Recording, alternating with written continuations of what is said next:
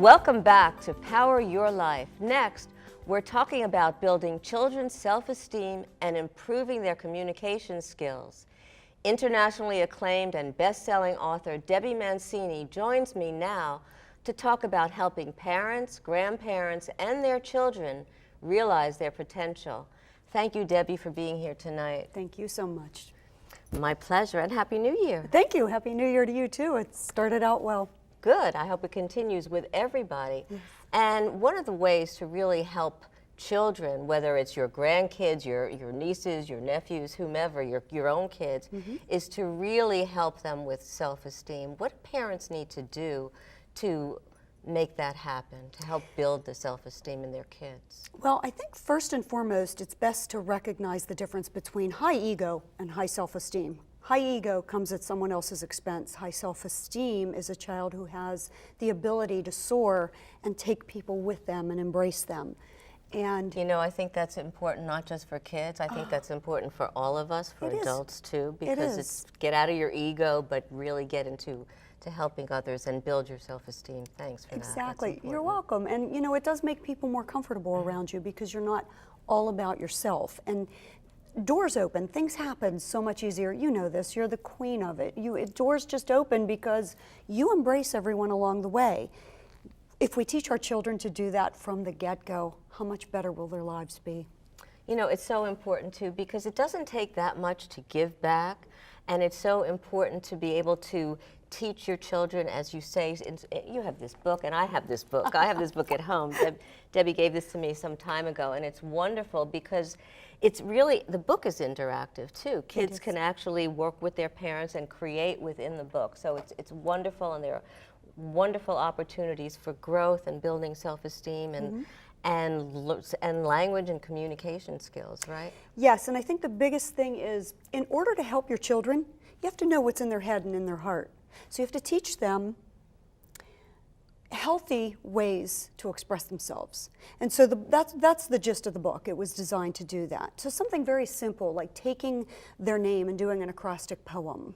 Oh, I love that. That will tell you what they're thinking about themselves. Debbie with a D. If I say dynamite, no, you're not going to have to worry about that kid's self-esteem. If I say dorky, that's a problem. Gives you a good clue. Right. And you know what? I think it's also important to recognize that as you're building the self-esteem and teaching the values, that how you're communicating to them yourself is important. If you allow your kids to speak to you and say, you know what, tell me what's going on in your mind, let me know, rather than kind of judging them, and so that they don't come to you with their problems or with concerns. And that's something that you're an expert on. Thank you. And you said it right there, and it warmed my heart. No judging.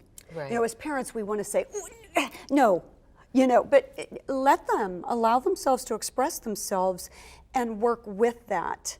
Continue to write with them. Journaling is a beautiful thing. We don't need to spend a lot of time talking about it, but you know, at the dollar store, you can pick up very inexpensive journals. You can, they're beautiful. Yes, or buy plain ones and decorate them yourselves. JoAnne, that is the best thing. Make it. Well, yes, they could make it. Well, and the right pen makes it ceremonial. It makes it something.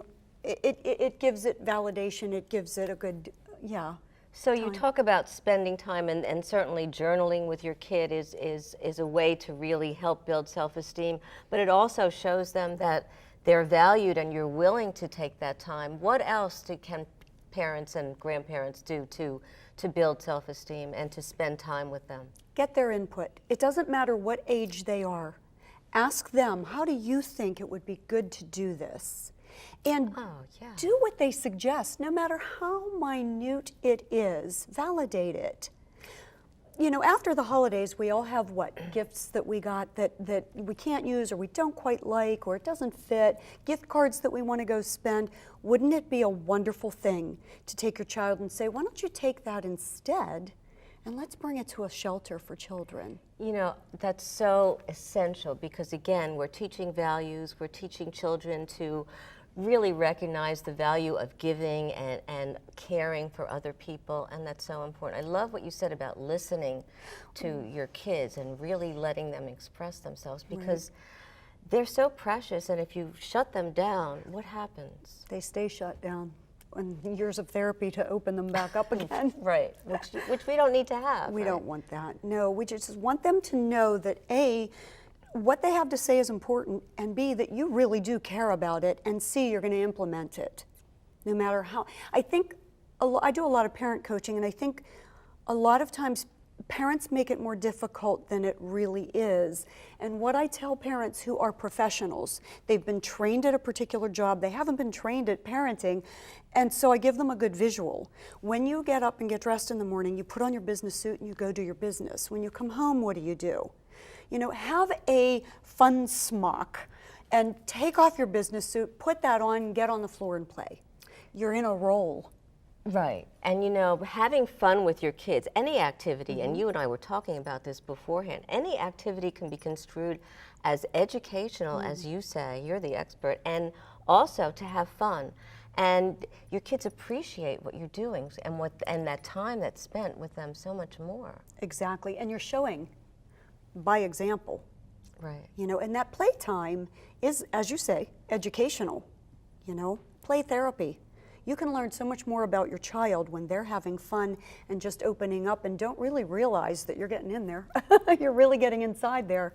You learn so much about them, and you can be a more effective parent, and you can make them a more effective adult as they grow up. So give us one last tip for the new year for parents. Well, I really would take the gift idea and do that, because you are instilling a charitable side to them, and you are validating their feelings by allowing them to choose the right gift. Thank you, Mama Deb, and you're going to be with us for some time now. Yes, Mama Deb's going to be coming with us and giving us tips periodically to help parents, grandparents, and to help us grow and be better at working and playing with our kids. Just ahead on Power Your Life, it's 50 is the new 50. We talk about embracing middle age and maximizing our life. Stay with us.